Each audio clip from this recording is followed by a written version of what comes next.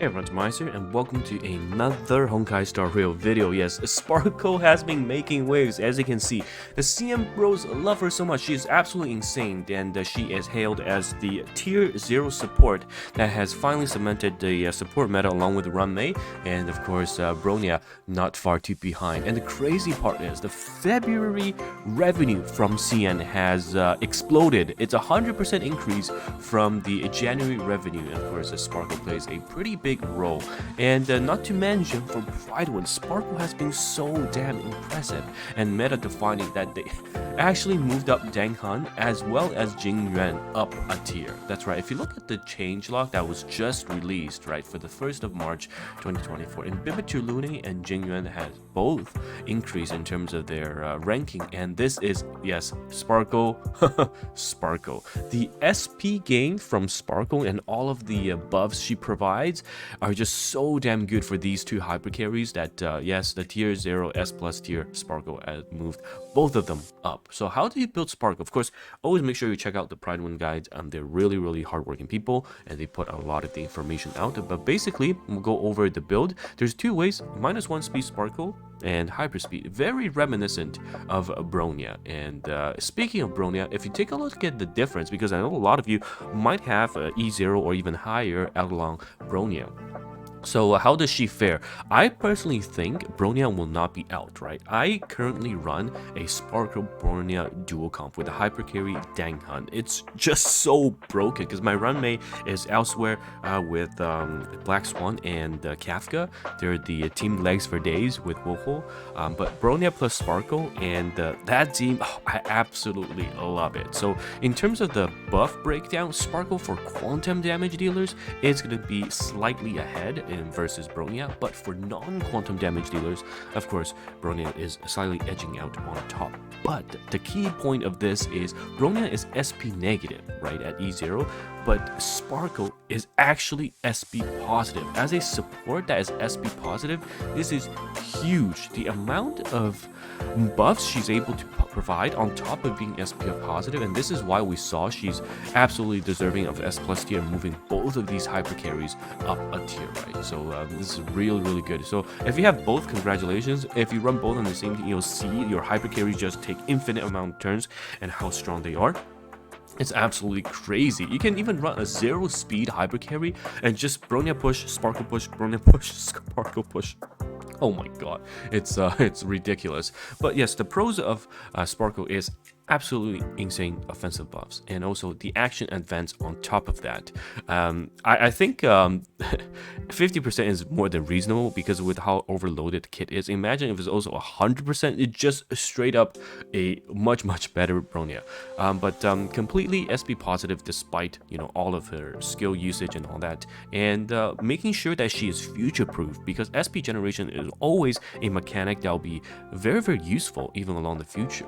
And the key point is her buffs last very long, right? And if you have, of course, the Eidolon upgrades or the upgrades from the Signature Cone, her buffs actually last much longer, whereas some of the other supports, their buff duration is a bit shorter. So this makes Sparkle have a much higher uptime, and the hyper carries can actually have the buffs for a lot longer. So whether it be Dang Han taking extra turns or coming around the second time because of the ult push, or Jing Yuan with the Lightning Lord moving in a different action bar than Jing Yuan, because you can have Jing Yuan, his action expires and then Lightning Lord goes, but the buff is still on because Sparkle's buffs are a bit longer. So this is really good, and props to HoYo for designing something like this that absolutely just makes two of really amazing Husbandos even better. Okay, so looking at the builds, so you want to have the speed set if you are going for hyper speed carries.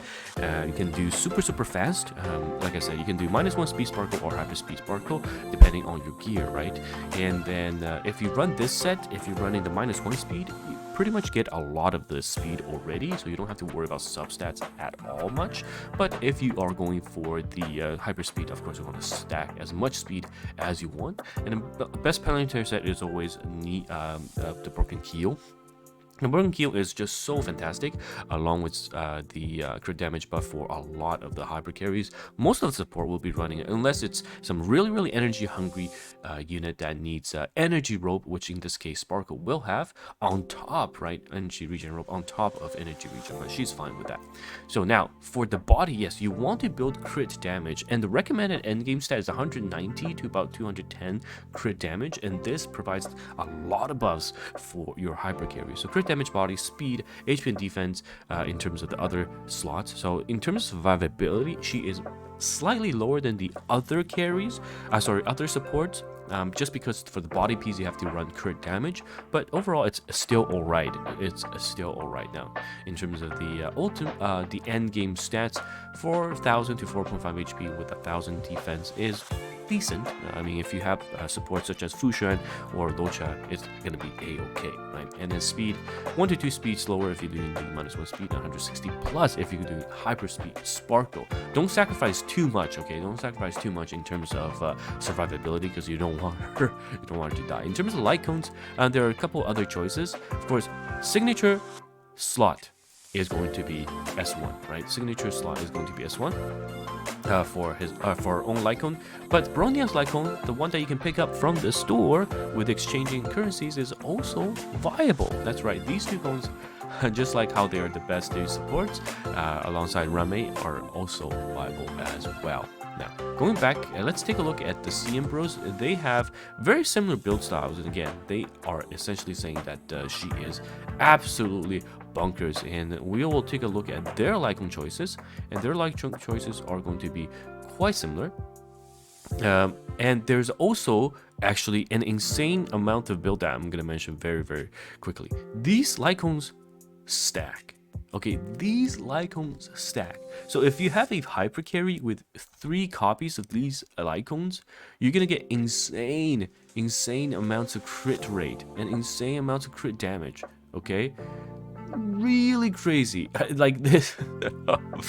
This is really crazy. This is definitely a Lycone that it's worth getting dupes for. If you are going for dupes, it's not bad at all. And now, in terms of other Lycone choices, like we said, aside from her signature cone, they've also recommended the Bronia cone, or otherwise, it's gonna be the Herta one if you're doing Mono Quantum, or you can do the battle is not over, which if you look at the Sparkle build here, sorry, it's passive feature, it's the exact same, right? So it's really good to get validation that CM Bros as well as the Pride One team is the same. So signature cone followed by Bronia, and then passive feature as the free-to-play cone or the Mono Quantum one. So exactly the same here. In terms of team building, they did break it down, so we can see here the team building they have recommended is really cool. So this is the Mono Quantum Seile into basically Sparkle, Fushan, and then you can do Silver Wolf or Rame. And then the Jingyuan, the God Jingyuan team is Jingyuan, and then you pick one of the support teaming between Jingyuan and Rame, and then Wolf. And then in Bibitu Lune is going to be Sparkle, either Tingyu. They really like pairing Tingyu with Sparkle actually, and then Fushan and then Runmei. So these are the viable teams, and you can see that yes, it's absolutely crazy how much this Mono Quantum team is able to dish out. It's finally complete, the final piece in the puzzle. It's yeah, it's crazy. So in terms of pull advice, you can go for E0S1. I think the cone is really strong, even if for some godly unknown reason, right, Sparkle is out of the meta. I think her cone will still be very much viable. So I would actually go for E0S1, but of course if you can, you know, E1, E2 of Sparkle is super strong. If you take a look at the skills profile, the Eidolons at E1, it's an extra turn for the Cypher effect for the ultimate, and also as they have the Cypher effect, all of the attack for the allies increased by 40%, right? It's strong, it's very strong. And then E2, every stack of the talent allows 8% damage ignore each stack, like defense pen all the way. So anyhow, she's just so good. She is absolutely fantastic as a unit and undoubtedly S+ tier, pushing even 2 of the hot bundles a tier higher and breaking the revenue as well over up in CN, and I have no doubt global is the same. So anyhow, it's TimaeuSS here. Let me know your thoughts on this new busted character. I pulled for her on stream. I got very lucky. Thank you for you guys that tuned in to this stream and convinced me to pull for Sparkle as well as her Lyco, because I was saving for Acheron, but looks like I gotta whip out the wallet if I want to secure right in May. But yes, it was all worth it in the end because the team is so good. Anyhow, it's TimaeuSS here, and I will see you guys in the next one. And goodbye now.